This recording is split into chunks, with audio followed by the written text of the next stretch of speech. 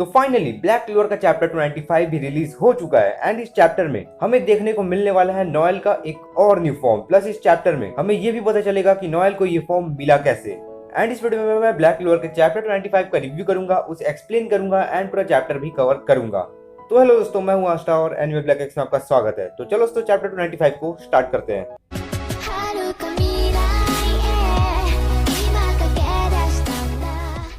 तो चैप्टर के स्टार्टिंग में हम लोग देखते हैं कि नोएल ने वेनिका के ऊपर एक बहुत तगड़ा सा अटैक कर दिया है, पर वेनिका उस अटैक को बहुत इजीली डॉज कर लेती है एंड वो नोएल से हंसते हुए कहती है, नोएल जान, क्या तुम सच में ताकतवर बन गई हो?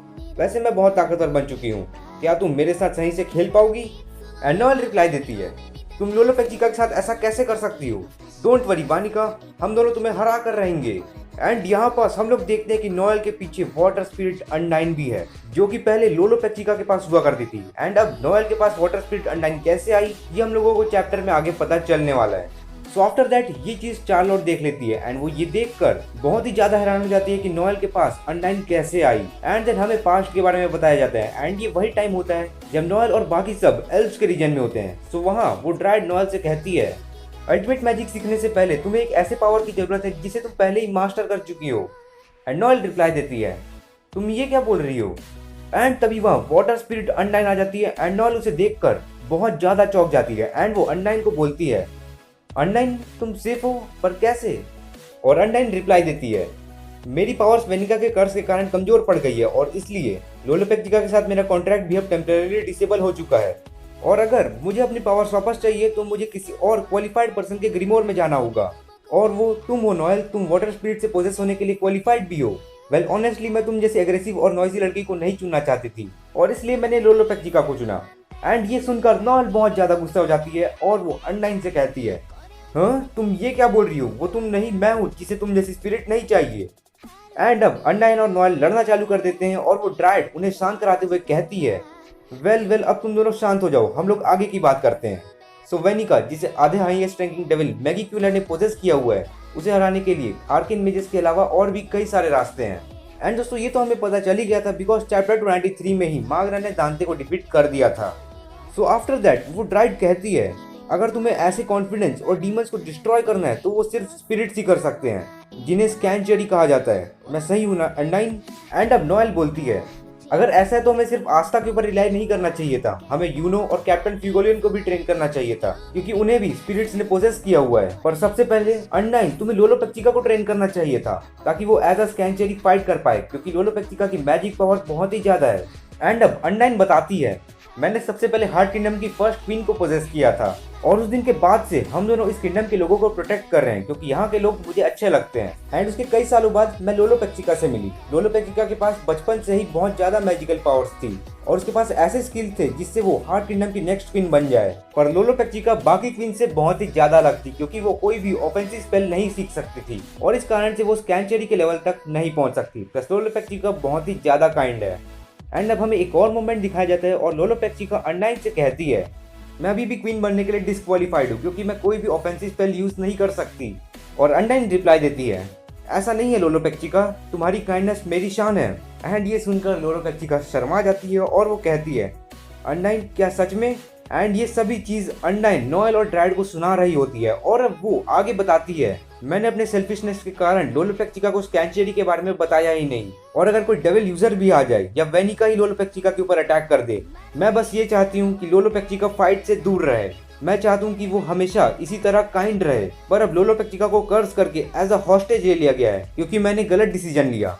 एंड अब ये सुनकर नोएल अनडाइन को बोलती है, तुमने सही कहा, तुमने उसे स्कैंचरी के बारे में ना बताकर गलत किया, पर क्या ये तुम्हारा काइंडनेस नहीं था?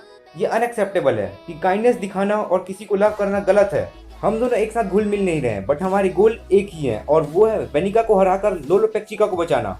अनडाइन मेरा हाथ पकड़ो, हम दोनों एक साथ मिलकर काम करेंगे।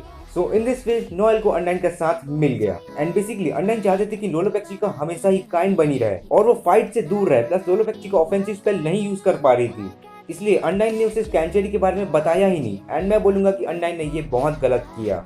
वेल जो भी हो, हम लोग आगे बढ़ते हैं। So after that scene present में आ जाता है और हम लोग देखते हैं कि लोलो पेचिका अब गाजा के ऊपर अटैक कर रही है और वेनिका बताती है, मैं लोलो पेचिका को ऐसी चीजें सिखा रही हूँ जो मुझे बहुत अच्छे लगते हैं। लोलो पेचिका जान अब बहुत खुश होगी कम ऑन, उस पार्ट में भी अटैक करो ताकि हम दोनों को बहुत अच्छा लगे। अब यहाँ किस चीज का बात हो रहा है इसके बारे में मैं कुछ नहीं बोलना चाहूंगा, आप लोगों को जो लगता है आप लोग कमेंट करके बता सकते। सो अब वेनिका बोलती है नोएल चान चलो हम दोनों भी मजे करते हैं। एंड यहाँ हम लोग देखते हैं कि वेनिका बहुत ही ज्यादा खतरनाक लग रही है और वो उसी अटैक को यूज करने वाली है जो कि उसने चार्लोट के अगेंस्ट यूज किया था। एंड अब ये सब देखकर कि वेनिका लोलोपेक्सिका को एज अ पपेट यूज कर रही है, नोएल का गुस्सा और भी ज्यादा बढ़ रहा होता है और वो कहती है बहुत हो गया, जो सही एक्ट नहीं कर रहा वो तुम हो वानिका। एंड आफ्टर दैट हम लोग देखते हैं कि वानिका नोएल की तरफ उस पावरफुल अटैक को लेकर बढ़ रही है और वो उस अटैक को यूज कर लेती है और कहती है अगर ये फाइट जल्दी से खत्म हो गया तो मैं तुम्हें माफ नहीं करने वाली। एंड ये सुनकर अब नोएल को बहुत ही ज्यादा गुस्सा आ जाता है और वो वेनिका को चिल्लाते हुए बोलती है चुप हो जाओ, तुम्हारी जैसी एक इडियट और सेल्फिश लड़की स्माइल कर रही है और अच्छे लोग रो रहे हैं, मैं इसे माफ नहीं कर सकती।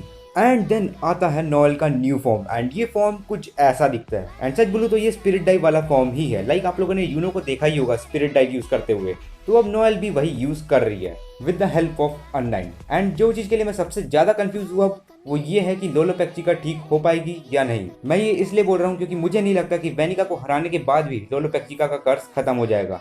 आप लोगों को क्या लगता है कमेंट में बताओ। एंड अगर लोलोपेक्सिका मर गई तो अब अनलाइन नोएल के ही हो जाएगी। प्लस ये भी चांसेस है कि अगर लोलोपेक्सिका ठीक भी हो गई तो वो अनलाइन को रिलीज कर दे, क्योंकि उसके मन में हो सकता है कि अनलाइन के लिए उससे ज़्यादा वर्दी नोएल है। एंड सच बोलूँ तो इस चैप्टर में मुझे ज़्यादा कुछ फाइट्स नहीं देखने को मिला, मुझे क्या सभी को नहीं मिला क्योंकि बैक स्टोरी और बात करने में इतना टाइम लग गया। वैसे ही अच्छा ही हुआ क्योंकि सभी को जानना भी रहता है कि नोएल को ये फॉर्म कैसे मिला। एंड अब नेक्स्ट चैप्टर में हम लोगों को देखने को मिलने वाला है नोएल वर्सेस वेनिका।